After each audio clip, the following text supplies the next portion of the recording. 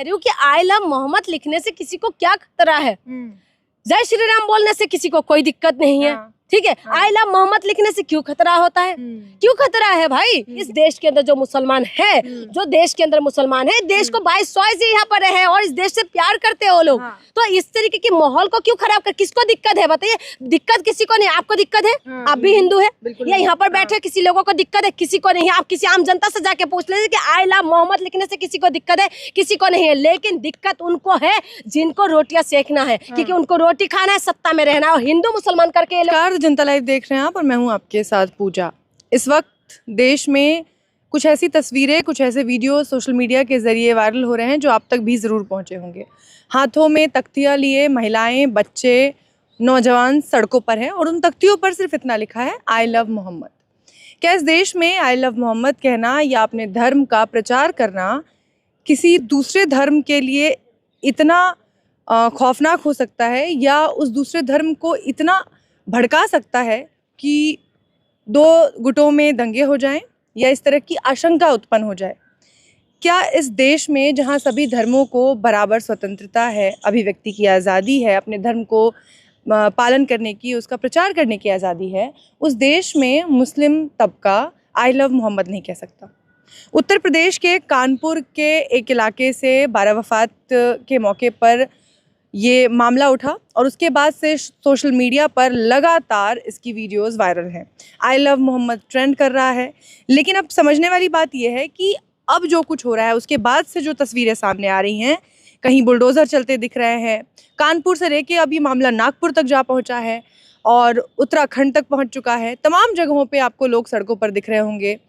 इसके विरोध में लोग सड़कों पर आ रहे हैं तो कहीं हिंसा की तस्वीरें भी सामने आ रही हैं। और जैसा कि अब एक के बाद एक त्योहारों का जो सिलसिला है वो लगातार जारी रहने वाला है, इस पर क्या कुछ असर पड़ेगा ये समझेंगे। इस वक्त हमारे साथ जून मेसी मौजूद हैं, उनसे इस पर बातचीत करेंगे।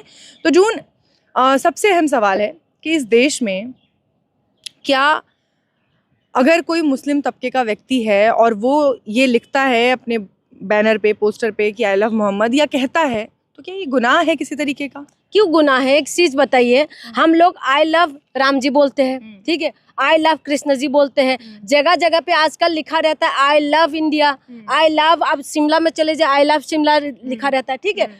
ये क्या है? ये एक लोगों को प्रेजेंट करने का एक तरीका है, ठीक है। लेकिन आई लव मोहम्मद बोलने से इतना बड़ा क्या माहौल तुम बनाने की कोशिश कर रहे हो? मेरे देश के अंदर अमन और शांति रहने दो। ये क्या माहौल बनाने की कोशिश कर रहे हो? जिस माहौल को आई लव मोहम्मद बोलने से ऐसा क्या बात है उसमें जिससे तुम एक जो समुदाय के लोगों के बीच में इस तरीके की एक वो फैला रहे हो कि वो मोहम्मद लिखेगा तो उनके ऊपर एफआईआर हो जाएगा?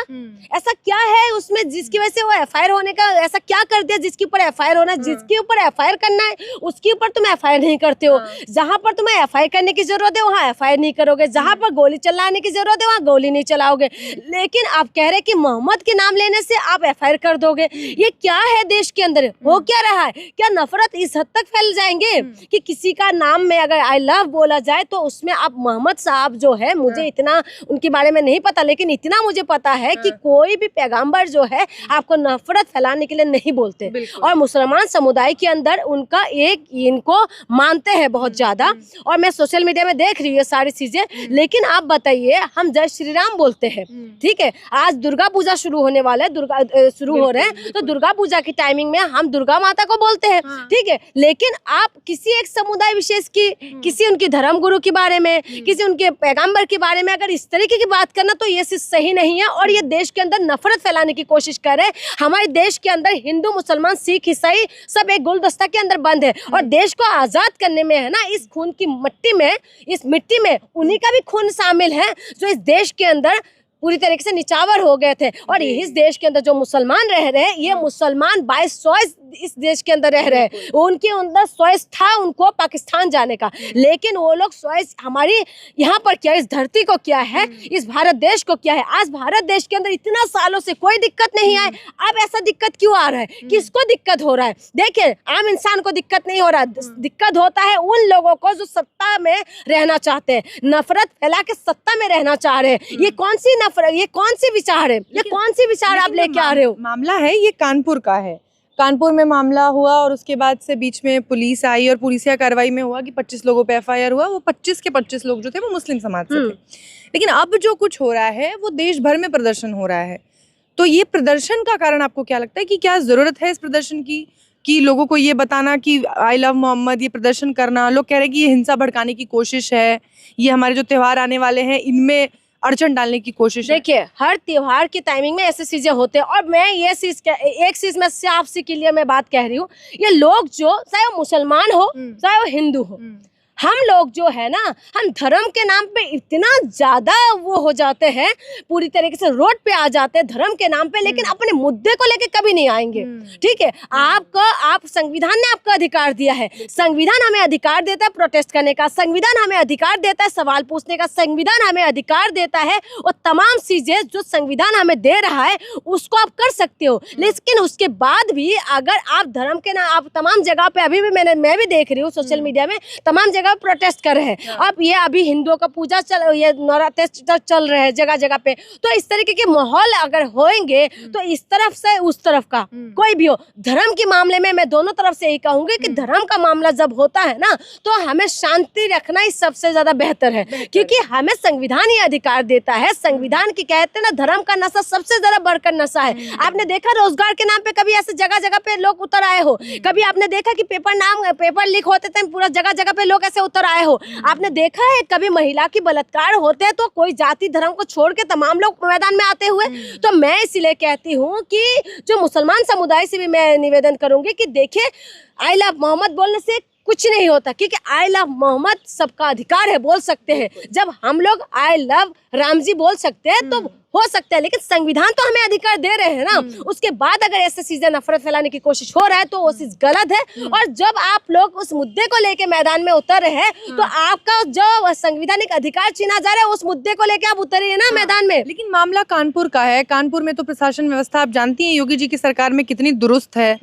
वहाँ का मामला तो अब तक उन्होंने सब सेटल कर लिया, फिर आगे इसको उठाने की जरूरत क्या है? देखिए, मैं अभी बता दूं, मैं असम से हूँ। ठीक है, असम के अंदर मुख्यमंत्री जी ने बोला है कि जो भी धुबुरी के अंदर ये लागू करने के लिए बोला है, जो अभी मैं पढ़ रही थी उसमें बताया कि कोई भी अगर दुर्गा पूजा में कोई दिक्कत करे सीधा गोली चलाने का वो दे दिया। आप बताइए इस देश के अंदर क्या हो रहा है, ये सब क्या हो रहा है? बिल्कुल। आप बताइए क्या आप जो भी अपराधी भी अगर पुलिस के अगर देखे उनको भागते हैं तभी उनको ऑर्डर होता है कि पैरों में गोली मारो। ठीक है, लेकिन यहाँ पर हमारे मुख्यमंत्री जो हमने सिलेक्ट किया, लेकिन उन लोगों ने इस तरीके से कर रहे, क्या इंसान नहीं है कोई? क्या इंसान नहीं है? तो आप जब तक अपराधी घोषित ना हो जाए तब तक तो आप उनके ऊपर एक्शन भी नहीं ले सकते। लेकिन उसके बाद देश में मुस्लिमों के साथ, आप देखिए असम का आपने जिक्र किया, बीजेपी असम के जो ट्विटर हैंडल है उससे जो वीडियो शेयर की गई मैं थी, वही असम की बात कर रही हूँ। मैं एक बात बता दूं, आज मेरी असम रो रहे हैं। आज मेरी असम के अंदर जो हो रहा है ना वो सब देश और दुनिया ने रो रहा है। आपको भी पता होगा, हिंदी भाषियों को भी अभी पता चल रहा है धीरे धीरे। लेकिन मेरे असम ने जो धड़कन खोया है, अपने दिल को खोया है, असम के अंदर जुबिन गार्ग का जो निधन हुआ उसके बाद पूरा देश और पूरा दुनिया रो रहे हैं। मेरे जुबिन गार्ग पता है क्या कहते थे?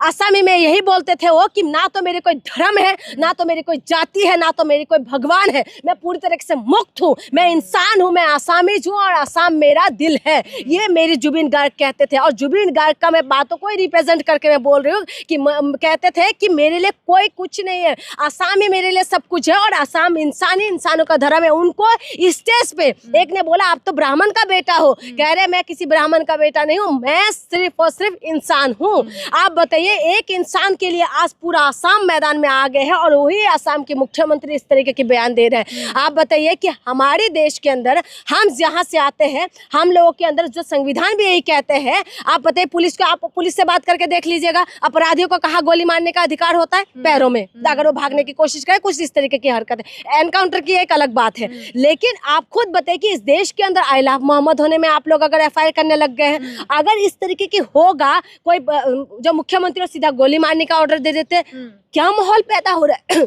क्या हो रहा है इस देश के अंदर? तो इसीलिए मैं कह रही हूँ कि इस तरीके से ये लोग जो है माहौल को बिगाड़ने की कोशिश करें। मेरे देश के अंदर अमन और शांति होना चाहिए। देखिए, पहले कांग्रेस की सरकार थी, उस टाइम मुख्य प्रधानमंत्री कौन थे? मनमोहन सिंह जी थे। ठीक है, उस टाइम राष्ट्रपति भी थे अब्दुल कलाम जी थे, ठीक है, जब क्या नाम है इन्हीं का वाजपेयी जी का जब सरकार थे, ठीक है, तब तो हिंदू खतरे में नहीं था। अब हिंदू खतरे में आ गए, जब प्रधानमंत्री से लेके राष्ट्रपति से लेके मुख्यमंत्री से लेके सारे नीचे से लेके ऊपर तक सारे हिंदू बैठे हुए, उसके बाद भी हम हिंदू खतरे में आ गए। हम हिंदू के लूटा जा रहा है, हम हिंदू ही परेशान हो रहे हैं, तो इसीलिए माहौल को खराब करने की कोशिश कर रहे हैं। के अपने 12 वफात यानी कि जो उनके प्रॉफिट मोहम्मद साहब है, उनका जन्मदिन का वो उत्सव मनाते हैं, उसके लिए जुलूस निकालते हैं, और हर साल हमने देखा है कि वो जुलूस बहुत बड़े स्तर पे निकाला जाता है।